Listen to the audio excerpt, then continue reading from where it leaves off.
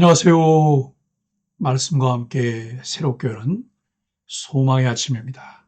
하나님 나라는 생명을 붙드는 사람이 아니라 사명을 붙드는 사람을 통해 확장된다라고 하는 것이 오늘의 핵심 메시지입니다. 사도행전 20장 25절로 31절까지 말씀을 본문으로 와요. 양떼를 위해 깨어있는 목자의 마음이라고 하는 주제로 함께 은혜를 나누길 원합니다. 사명은 떠남에서 끝나지 않고 부탁으로 남습니다. 지난 본문에서 바울은 자신의 생명보다 사명을 귀히 여기며 은혜의 복음을 증언하는 일을 끝까지 마치려 한다고 고백했습니다. 그 고백이 사명의 결혼함이라면 오늘 본문은 그 사명이 남기는 마지막 흔적입니다. 사명자는 떠나면서도 교회를 붙들어줍니다. 몸은 떠나도 마음은 남아 다음 세대를 세우는 부탁을 남깁니다. 하나님 나라는 더 많은 일이 아니라 더 깊은 돌봄 위에 세워집니다. 바울은 이제 에베소 장로들에게 이렇게 말합니다.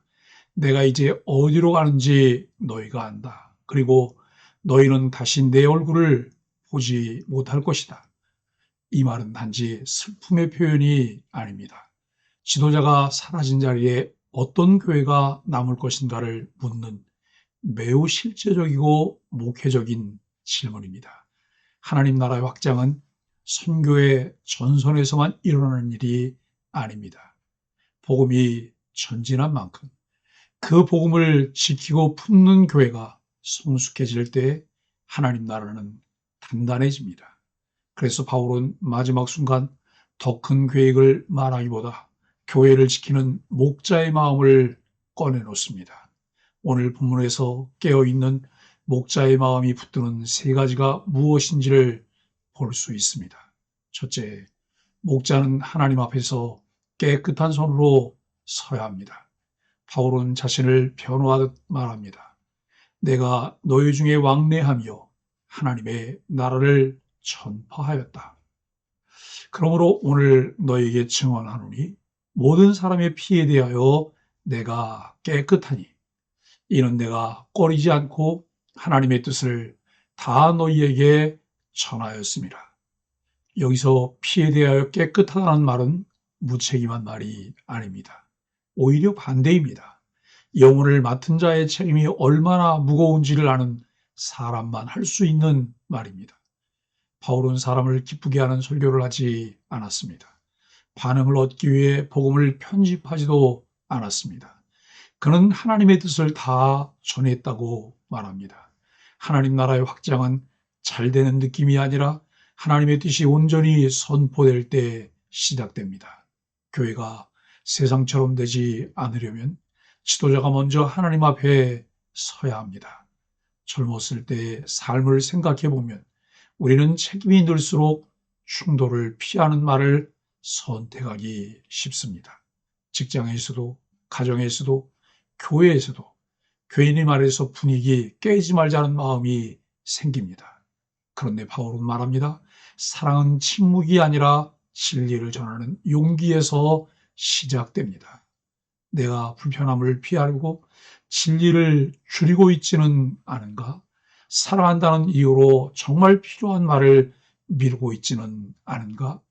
둘째, 목자는 양떼를 자기 소유가 아니라 하나님의 교회로 돌봐야 합니다. 바울은 이제 장로들에게 가장 직접적인 명령을 줍니다. 너희는 자기를 위하여 또는 온 양떼를 위하여 삼가라. 성령이 그들 가운데 너희를 감독자로 삼고 하나님이 자기 피로 사신 교회를 보살피게 하셨느니라. 이 한 절에는 목회와 교회의 본질이 압축되어 있습니다. 자기를 위하여 삼가라. 양떼를 돌보기 전에 먼저 자신을 살피라는 말입니다. 왜냐하면 교회를 무너뜨리는 가장 큰 위협은 바깥보다 안에서 시작되기 때문입니다. 지도자의 마음이 흐려지고 경건이 약해지고 은밀한 죄가 자라면 교회는 겉으로는 유지되지만 속으로 병들어갑니다. 성령이 감독자로 삼으셨다. 직분은 사람이 주는 자리 같지만 본질적으로 성령의 부르심입니다. 그래서 교회를 돌보는 일은 내가 해내야 하는 과업이 아니라 성령 앞에서 감당하는 사명입니다. 하나님이 자기 피로 사신 교회, 교회는 값싼 공동체가 아닙니다. 예수 그리스도의 피로 산 공동체입니다. 그러므로 교회를 대할 때 우리는 태도를 바꿔야 합니다. 교회는 내가 평가할 대상이 아니라 그리스도께서 피 흘려 품으신 몸입니다. 하나님 나라 확장은 이 인식에서부터 다시 시작됩니다. 교회를 향한 가벼운 말, 분열을 부추기는 말, 냉소와 비교와 정죄는 하나님 나라를 세우는 말이 아니라 허무는 말입니다. 나는 교회를 내 기대를 충족시키는 곳으로 여기고 있지는 않은가? 교회를 대할 때 그리스도의 피값을 떠올리며 더 조심하고 더 사랑하고 있는가? 셋째, 목자는 늑대의 현실을 알고 깨어 있음으로 지켜야 합니다. 바울은 마지막으로 매우 현실적인 경고를 줍니다. 내가 떠난 후에 사나운 이리가 너희에게 들어와 양떼를 아끼지 아니하며 또한 너희 중에서도 제자들을 끌어 자기를 따르게 하려고 어그러진 말을 하는 사람들이 일어날 줄을 아노라. 그러므로 깨어 있으라. 여기서 이리는 단순히 외부 박해만을 뜻하지 않습니다. 교회를 왜곡하는 가르침, 그리고 사람을 하나님께 붙이는 것이 아니라 자기에게 붙이는 영적 권력을 가리킵니다. 바울이 두려워한 것은 교회가 세상에서 미움받는 것이 아니라 교회가 복음에서 미끄러지는 것이었습니다. 놀라운 점은 이리가 밖에서만 오는 것이 아니라 너희 중에서도 일어난다고 말하는 부분입니다. 즉, 교회를 무너뜨리는 가장 위험한 방식은 대놓고 공격하는 것이 아니라 익숙한 얼굴로 들어와 진리를 조금씩 비틀고 결국 사람들의 마음을 그리스도가 아닌 어떤 사람에게 묶어버리는 것입니다. 그래서 바울은 깨어있으라고 말합니다. 그리고 그 깨어있음은 차가운 의심이 아니라 눈물의 사랑에서 나옵니다. 내가 3년이나 밤낮 쉬지 않고 눈물로 각 사람을 훈계하던 것을 기억하라고 합니다. 바울의 경계는 공격성이 아니라 눈물의 목양입니다. 진리를 지키는 일은 누군가를 찍어내는 일이 아니라 사람을 살리는 일이어야 합니다. 하나님의 나라 확장은 바로 이 균형 위에서 자랍니다.